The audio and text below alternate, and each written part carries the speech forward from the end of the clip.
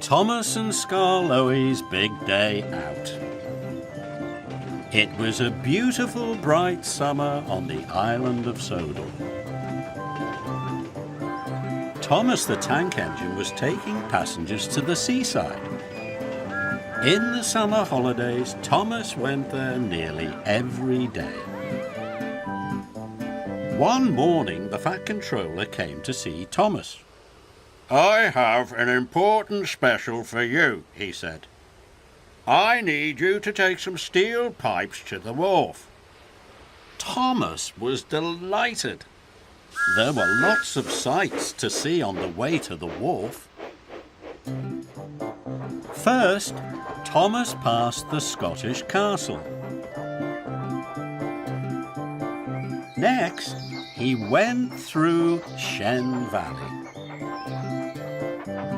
And finally, he looked at the wonderful view from the top of Gordon's Hill. But when Thomas arrived at the wharf, he saw Skarloey. Skarloey looked very sad. He had broken down. "There's no one to take me to the mender's yard," Skarloey chuffed. "Maybe I can take you," puffed Thomas. "Please, sir," Thomas asked the Thin Controller, "can I take Skarloey to the menders?" "Skarloey is very heavy," said the Thin Controller. "I'm sure I can pull him," puffed Thomas, "and I've finished all my other jobs." "Very well," said the Thin Controller, "but you must go straight there." "Yes, sir," whistled Thomas. "The coupling on the flatbed is old, so take care," he added. So Skarloey was loaded onto the flatbed. Skarloey was sad. "I don't like going to the menders," he puffed. Thomas wanted to cheer Skarloey up. "I'll show you some wonderful new sights you'll never see in the mountains," chuffed Thomas cheerfully. "This will be your big day out."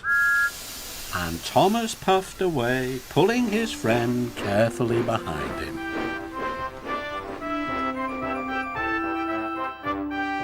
So Thomas didn't take Skarloey straight to the menders.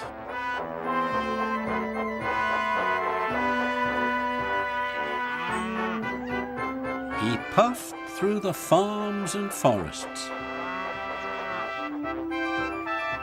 until they arrived at the Scottish castle. "There," puffed Thomas proudly. "Isn't it wonderful?" "It's very nice," chuffed Skarloey. "But we have a castle in the mountains." "Then I'll show you Shen Valley," puffed Thomas. Thomas and Skarloey puffed through the flowery fields and the green meadows of Shen Valley. "There," whistled Thomas grandly. "It's very nice," chuffed Skarloey. "But we have green valleys in the mountains." Thomas felt sad. He wanted Skarloey to have a big day out. He had to find something that Skarloey had never seen before. "I know," puffed Thomas. "I'll show you the view from the top of Gordon's Hill."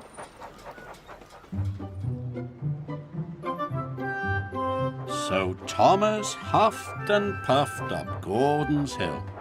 Skarloey was very heavy. The old flatbed coupling creaked and groaned. But still Thomas huffed and chuffed as hard as he could. Then there was trouble. Just as he got to the top of the hill, the coupling came loose, and Skarloey rolled backwards. "Help!" cried Skarloey, but it was too late. Skarloey's flatbed biffed into the sidings and came off the track.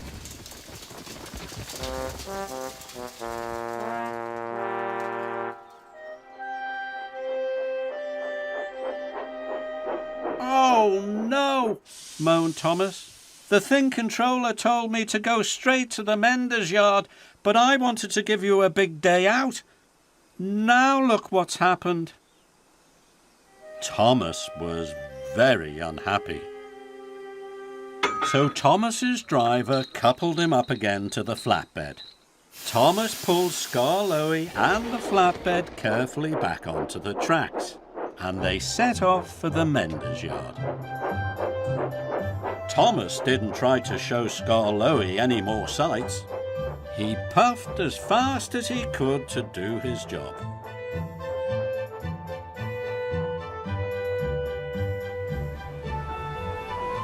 The fastest way to the mender's yard was the track by the seaside. Thomas had to stop at a signal. Skarloey looked out at the sea and the sand. There were sandcastles, donkey rides, and children eating ice cream. It looked marvellous. "It's wonderful," gasped Skarloey. "I've never seen anything like that before." Skarloey was so excited it made his axles tingle. Thomas was surprised and delighted. "I see the beach almost every day," he tooted happily. Thomas took Skarloey to the menders. "I'll wait and take you back," tooted Thomas. "Thank you," wheezed Skarloey. When he was mended, Thomas took Skarloey to look at the beach once again. "This is the best big day out ever," puffed Skarloey. Thomas was delighted.